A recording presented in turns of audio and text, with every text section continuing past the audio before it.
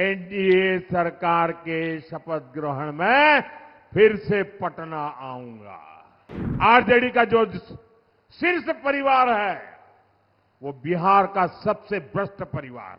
3 नए highway project मंजूर हुए हैं।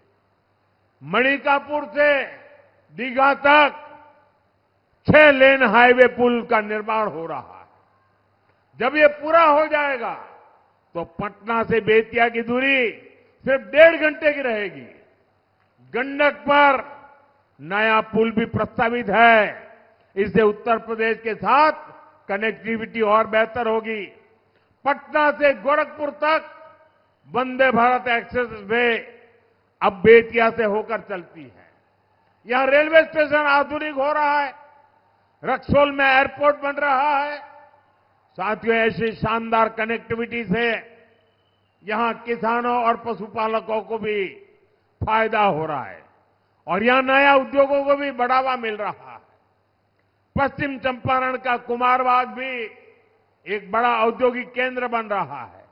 इससे भी यहां विकास और तेज होगा। साथियों, विकास तभी होता है जब भ्रष्टाचार नहीं होता, जब घोटाले नहीं होते। लेकिन आरजेडी और कांग्रेस के नेताओं को तो यही एक काम आता है और कोई काम आता भी नहीं है। ये लोग तो राजनीति में आते ही इसलिए हैं ताकि आपको लूट सके। आरजेडी का जो शीर्ष परिवार है वो बिहार का सबसे भ्रष्ट परिवार है। कांग्रेस का जो शाही परिवार है वो देश का सबसे भ्रष्ट परिवार है। और ये जो नामदार यहां घूम रहे हैं, ये दोनों नामदार हजारों करोड़ रुपए के घोटालों के आरोप में जमानत पर चल रहे हैं। जमानत पर ऐसे भ्रष्टाचारी बिहार को सिर्फ बर्बादी की राह पर ही ले जा सकते हैं। साथियों, जब सुशासन आता है तो सबसे अधिक फायदा बहनों बेटियों को होता है। हमने तो वो दिन देखे हैं जब गरीब परिवारों की माताएं बहनें पानी के लिए तरसती थी, धुएं में खाना बनाती थी, शौचालय के अभाव में पीड़ा सहती थी। हमारी सरकार ने घर घर तक ये सुविधाएं पहुंचाई है। साथियों, सुविधाएं नहीं, हमारी सरकार बहनों बेटियों को सम्मान भी दे रही है, रोजगार और स्वरोजगार के अवसर भी दे रही है। बिहार में एनडीए सरकार ने पंचायतों में 50% आरक्षण महिलाओं को दिया। लोकसभा और विधानसभाओं में 33% महिला आरक्षण की व्यवस्था भी हमारी सरकार ने की। यहां बेटियों को नौकरियों में 35% आरक्षण भी नीतीश जी की सरकार ने दिया है। साथियों, मुख्यमंत्री महिला रोजगार योजना भी मातृशक्ति को सशक्त करने का एक बड़ा प्रयास है। अभी तक बिहार की 1,40,00,000 बहनों के खाते में 10-10 हजार रुपये पहुंच चुके हैं। ये योजना ऐसी नहीं है कि एक बार मदद मिल गई हो। एनडीए सरकार इस योजना के माध्यम से आगे भी बिहार की सभी बहनों को आगे बढ़ाने वाली है। ये मैं आपको वादा करता हूं।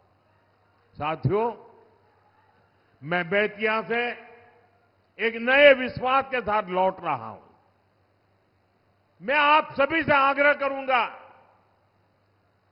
जरा मेरे सामने जो भी बाहर खड़े हैं, यहां बैठे, सबसे आग्रह करूंगा। मेरी चुनाव का ये आज आखिरी सभा है और इसलिए मेरा विशेष आग्रह है, जरा अपना मोबाइल फोन बाहर निकालिए। सब लोग अपना मोबाइल फोन बाहर निकालिए। ये ऊपर वाले भी मोबाइल फोन लेके बैठे तो बाहर निकालें। सबका मोबाइल फोन बाहर निकाल करके उसकी जो लाइट है ना वो जरा जलाइए। जरा सबके सब लोग लाइट जलाइए। ये जो प्रकाश आपके हाथ में है, ये जो प्रकाश आपके हाथ में है, ये विकसित बिहार का रास्ता दिखा रहा है।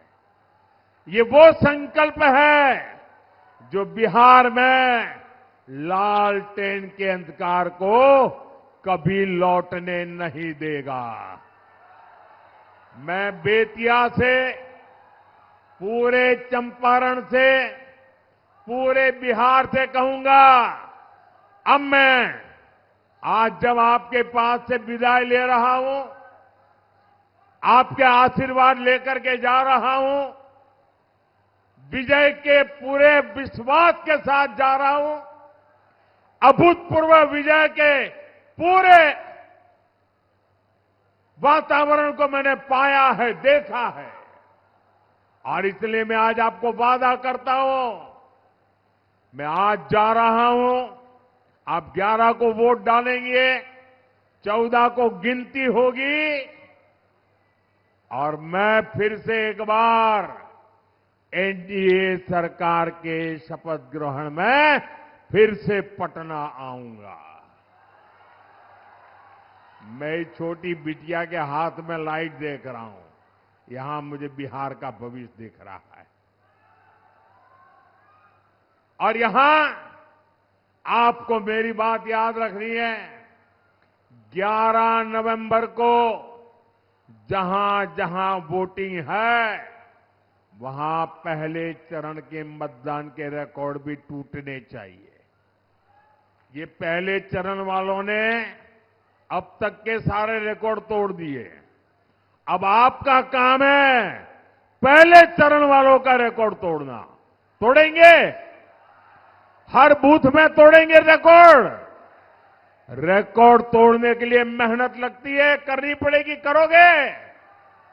माताओं, बहनों, नौजवान साथियों, आपको विशेष रूप से नेतृत्व करना है।